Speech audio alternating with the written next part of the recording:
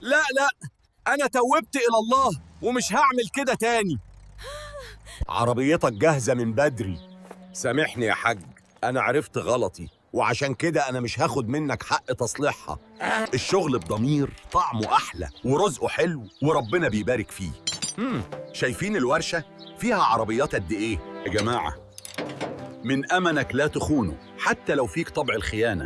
الأمانة مش شغل، الأمانة رجولة.